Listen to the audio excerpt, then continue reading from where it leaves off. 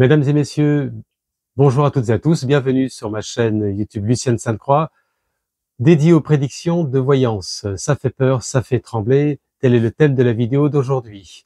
Vous avez toutes et tous écouté ou regardé le discours du dimanche 13 juillet 2025 du résident français, monsieur Emmanuel Macron.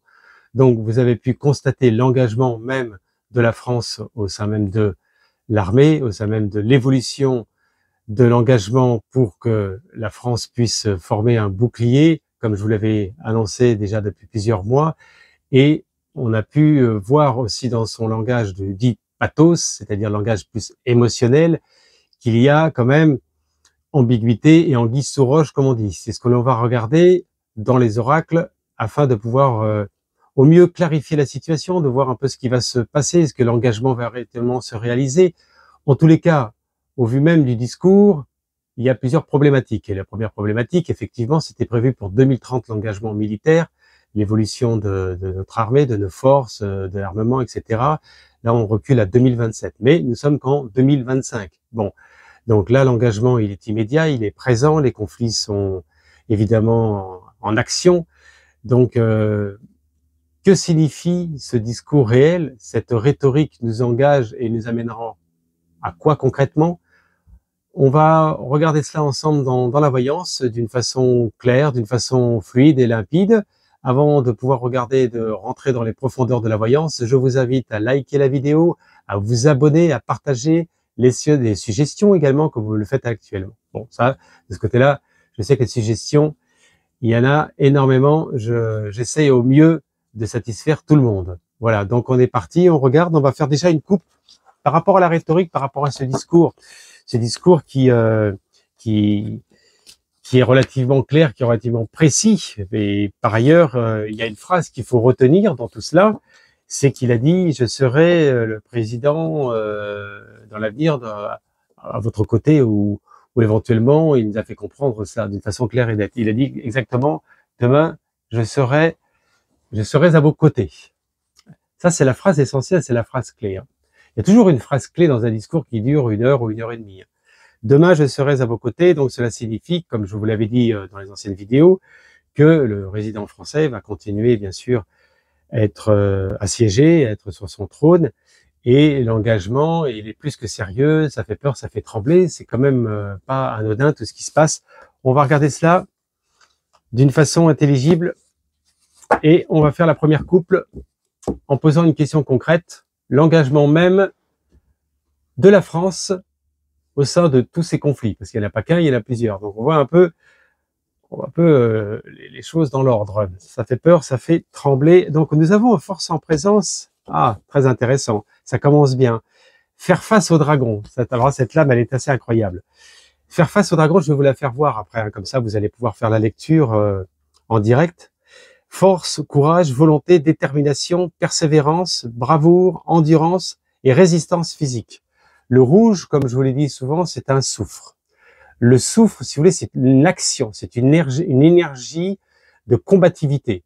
Donc là, dans le cas de figure de la question qui est posée, on voit bien que, si vous voulez, c'est quand même de l'action qui est déterminante là dans l'instant T, présentement, c'est-à-dire dans les jours, dans les semaines à venir. Rouge, comme ça.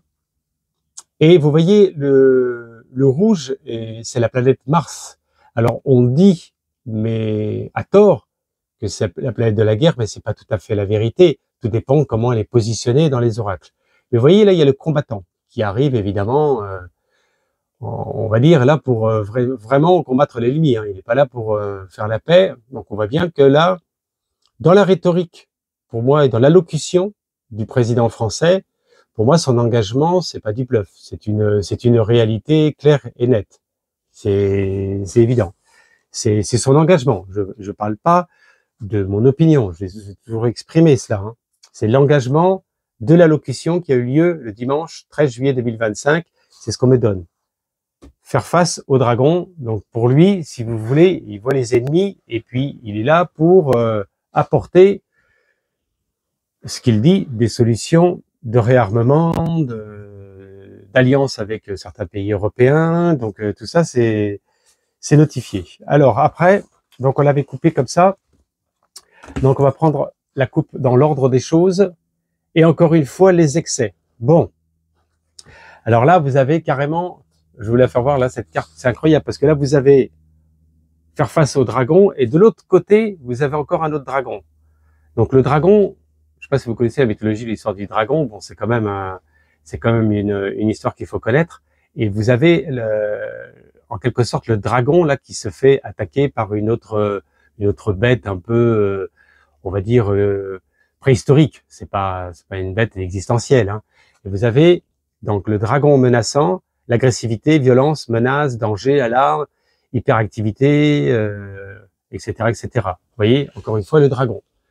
Donc, alors, a-t-il raison ou a-t-il tort?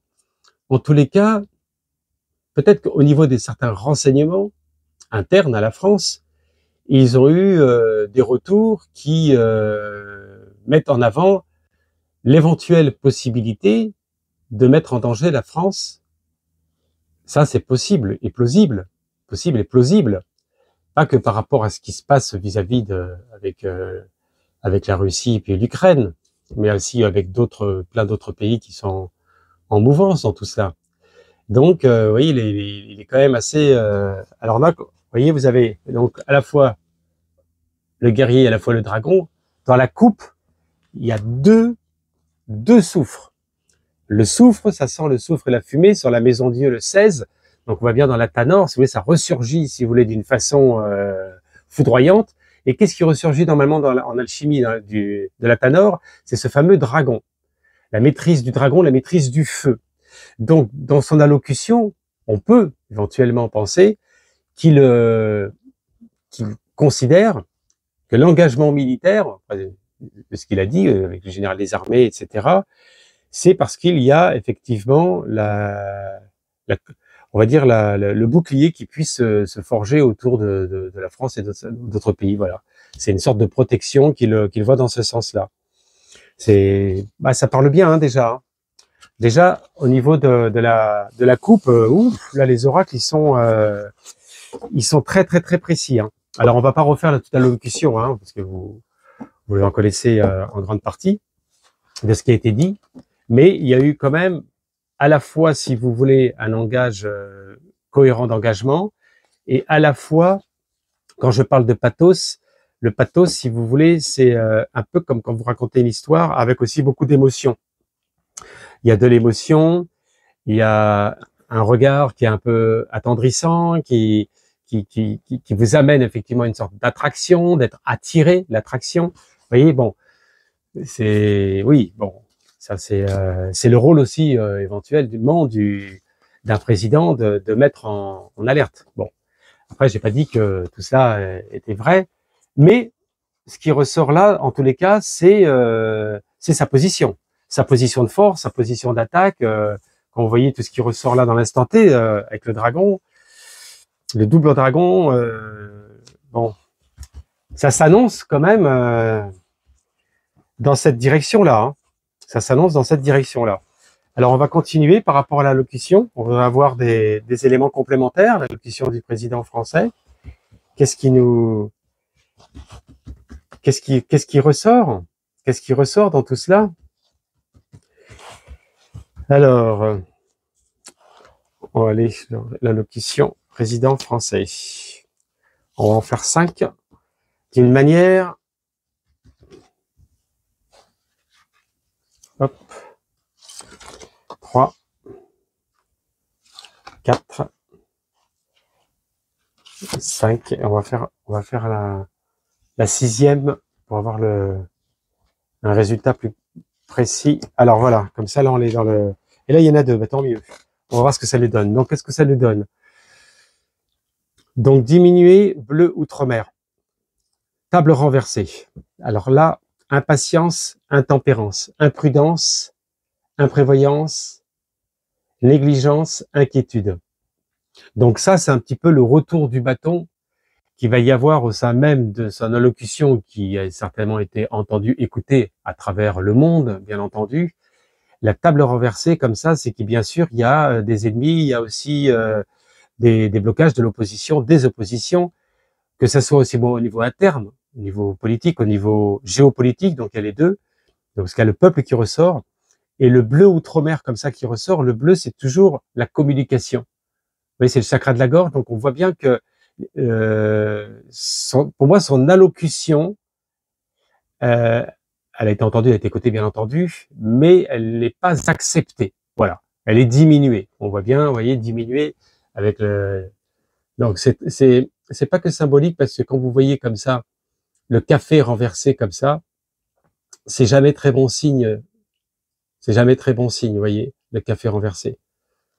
On est sur de la chaleur, sur quelque chose qui brûle, de l'impatience, de l'intempérance. Donc faire attention non plus de pas aller trop rapidement, si vous voulez, dans les engagements. C'est ce que nous donnent les oracles. Hein. Donc c'est un peu un message aussi qui peut écouter ou entendre en tous les cas. Moi, je vois maintenant les excès, encore une fois, bleu ciel, les excès. 2 fois les excès. Oh. La peur en excès. Vous voyez? D'ailleurs, c'est bien le titre de la vidéo. Hein. Là, vous avez la peur, non, frayeur, surdité. En fait, quelque part, si vous voulez, il y a des choses qui ont été dites et qu'on lui a pourtant suggéré d'éviter de communiquer. Mais ça même du président français, c'est lui qui décide ce qu'il a à dire à un moment donné dans son allocution. Mais il y a des choses quand même qui même après, donc after, ça a été quand même signalé et c'est remonté un peu, si vous voulez, au sommet.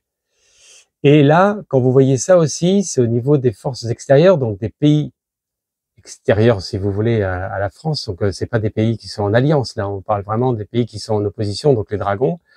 Là, si vous voulez, on va le repositionner, essayer de le calmer, de le tempérer. C'est ce qu'on lui donne. Bon, ça c'est toujours. Et là, encore une fois, les excès en jaune. Alors, vous allez peut-être un peu, ça va vous faire penser à quelque chose au sein même de ce qui est prononcé là. Donc là, on voit bien l'allocution du roi, ce qui a été transmis au niveau de son énergie. On parle un peu d'arrogance, d'égoïsme, présentation, vanité, narcissisme. Bon, écoutez, ça c'est un peu, si vous voulez, un peu l'arrière-plan. Mais quand on est au pouvoir, quand on est assujetti à prendre des grandes responsabilités, il est évident que des fois, on a vite fait de partir un peu dans les excès, dans des dérives, quelles qu'elles soient. C'est pour ça qu'on nous montre ça, vous voyez. Excès, arrogance, égoïsme. Et vous voyez là, vous allez voir, il y a une mate-monde et vous avez le roi qui tient de sa main gauche, donc par le cœur, donc la décision même de ce que lui décide, de son énergie interne, la maîtrise du monde, enfin du monde, façon de parler, bien entendu. Hein. Vous voyez, là, je pense que vous l'avez bien quand je vous l'approche clairement comme ça. Le roi qui pose sa main gauche sur la mate-monde. Donc, on voit bien que là, il montre que lui aussi, il est positionné et qu'on a des moyens de pouvoir se retourner.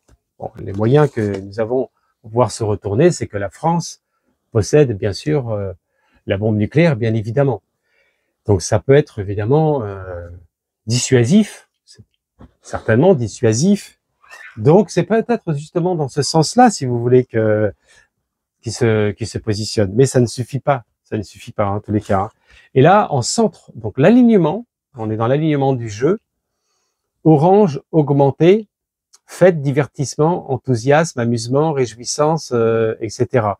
Ça, si vous voulez, ce qu'on signifie dans le centre, c'est aussi un peu le côté, la célébration, on y est dedans aussi. Hein. C'est ça aussi, aujourd'hui, on est le 14 juillet, donc c'est aussi le moment de se mettre en avant, de se positionner avec les anciens combattants, etc. Donc c'est pour ça qu'on parle aussi de la célébration. Mais dans le déroulement là de ce qui se passe, c'est qu'à un moment donné, quand même, on voit par rapport aux alliances qu'il y a quelque chose qui s'unifie et qui est célébré dans ce sens-là aussi. Vous voyez, c'est ça. Bon, après, quand vous voyez ça, fait divertissement, bon, c'est plutôt, des fois, il y a des choses qu'on ignore de ce qui se passe derrière tout ça. Et là, vous avez derrière directement l'adversion. L'adversion, vous allez voir, la lame est très intéressante. Rejet, dureté. Là, on parle d'animosité, les choses qui sont en opposition. Donc, vous voyez d'un côté un personnage qui est plutôt bienveillant et un autre personnage qui est plutôt à la fois mi-homme, mi-animal. Vous voyez? Donc, on voit que la position du résident français, elle est dos à dos. Et les dos à dos, ça veut dire dos à dos. C'est clair que quand vous voyez dos à dos comme ça, c'est que les ennemis sont vraiment là et qu'il y a quand même de l'ambiguïté, des conflits qui vont vite apparaître, vite refaire surface. Très rapidement. Oui, très rapidement. Bon, en tous les cas, ça s'annonce plutôt... En fait, pour parler concrètement dans tout cela, il est clair que là, l'avancement, il se fait. Hein. Pour moi, si vous voulez, l'engagement avec le général des armées pour la production et l'évolution des armes, etc., pour moi, ça va se mettre en place. Hein. Ça va pas reculer. Mais pour moi, ça fait déjà un moment que c'est déjà réfléchi. Ce que l'on a aujourd'hui comme information, c'est déjà mûri, je dirais, d'au moins un an et demi. Vous voyez, à peu près dans cette période-là. Et là, nous avons la fierté. Oui, bon, le résident français, il est comme ça. Il est beaucoup dans il est à un côté. Oui, alors il y a certaines personnes qui peuvent le trouver un peu arrogant, un peu narcissique. C'est parce que c'est sa façon d'être, c'est sa personnalité qui peut déranger. Et vous voyez, quand vous voyez le jaune comme ça, alors il est beaucoup, il s'est énormément travaillé avec la rhétorique, avec la locution et avec je vous l'ai dit tout à l'heure, avec le pathos. Donc faire un peu la story et ramener aussi quand même on va dire dans cette énergie qui est un peu comme un vortex, il vous amène dans ce tourbillon et ça vous ensuque un peu. Mais en tous les cas, il est doué dans ce sens-là. Fierté, dignité, estime de soi, distinction, valeur, humeur, richesse et fortune. L'objectif, il le perçoit comme ça. Moi, je vous fais la lecture je vois dans la voyance. Lui, il perçoit comme ça. Il perçoit la possibilité de pouvoir faire face à tout cela à travers l'union de certains pays d'Europe, à travers, bien sûr, l'évolution des emprunts, des milliards pour que l'armement de la France puisse remonter relativement rapidement, afin d'obtenir on va dire pas simplement que d'être simplement unique dans le monde, mais d'être reconnu, d'être connu et reconnu en tant que tel. Vous voyez, c'est ça. Bon, c'est intelligible aussi d'une certaine manière, hein, on peut le dire comme ça. Hein. C'est pas pire que dans des grands chefs d'entreprise ou dans des grandes boîtes où vous savez, ça fonctionne toujours à peu près dans le même sillage. Alors là, le lion, alors là, quand vous voyez comme ça, là on parle plus de la confiance en soi, personnalité, caractère avec l'équilibré. Donc là, vous avez ça avec vent, forêt. Bon, ça parle le départ. On est plus, si vous voulez, dans tout ce qui est, on va dire, écologique. Parce que quand on voit la protection comme ça derrière, vous voyez, vous avez le lion comme ça qui ressort. Donc il y a une contradiction qui est énorme, bien sûr, entre l'investissement, bien sûr, de l'armement et puis aussi des projets de l'écologie qui sont gigantesques. Pour moi, il y a des projets qui sont en cours qui sont quand même si gigantesques, hein. Pas simplement que sur le sol français. Hein. Donc le résident français n'en a pas parlé, mais il va certainement en parler prochainement, parce que quand vous voyez comme ça, c'est la protection quand même de l'environnement, de la nature. Bon, vous allez me dire, avec tout ce que l'on fait en ce moment, je sais pas si ça va servir peut-être dans l'avenir, mais en tous les cas, c'est le départ, l'éloignement, la distance. Partir loin, espacement, écartement, prendre du recul aussi. Vous voyez? Donc on voit bien que lui, en fait, il prépare le terrain aussi au cas où. C'est ça qu'on nous signifie. Hein. Quand on parle d'une certaine manière d'écologie, mais il parle aussi, lui, le départ, auquel cas, si ça tournait mal dans l'avenir, la possibilité vraiment de se réfugier au vert. Bon, en tous les cas, je peux vous dire que là, c'est très clair et c'est très net. Hein. Moi, c'est très intéressant. C'est vrai que ça fait peur, ça fait trembler tout ça, parce qu'on se dit, mais avec tous les conflits qui sont déclarés de droite et de gauche, on peut se poser la question, la problématique, comment tous ces conflits vont pouvoir se résoudre comme ça, même dans un délai du moyen terme. Vous voyez, ça paraît ambigu, hein. C'est pour cela que cette allocution, pour moi, il l'a, il l'avait déjà prémédité depuis un moment, au moins 2-3 mois, au moins 2-3 mois. Et après, je vous dirai quelque chose que j'ai vu en voyance par rapport à tout cela. Alors, donc, là, nous avons, voilà, en déficience, le cri, hurlement, protestation. Ben là, si vous voulez, c'est au niveau du peuple français, il va y avoir quand même une montée en puissance au niveau manifestation. Alors, courant l'été, ça serait super étonnant, vous voyez, pendant ces grandes périodes de vacances, ça serait très étonnant. Réclamer, bruit, vacarme. Donc, on voit que il va y avoir quand même le peuple qui va monter quand même en puissance et qui va crier haut et fort, nous, on veut pas de tout ça. En gros, c'est ça, hein, pour dire les choses clairement. Donc, vous voyez, d'ordre chronologique, quand même, entre septembre et octobre, il y a des choses qui vont se produire. Mais à mon avis, il s'y attend d'une façon très claire et d'une façon très très nette, hein. Il le sait.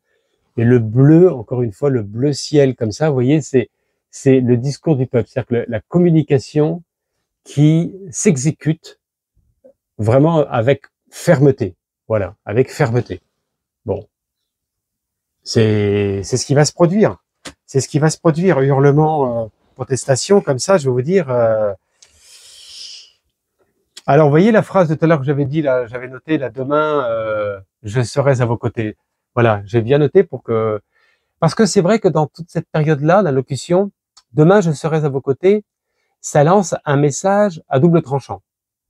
Ça veut dire que je resterai de toute façon président de la République pendant toute la période de conflit, ça peut durer des années et des années, ou bien même si auquel cas je suis plus président de la République, je serai encore à vos côtés.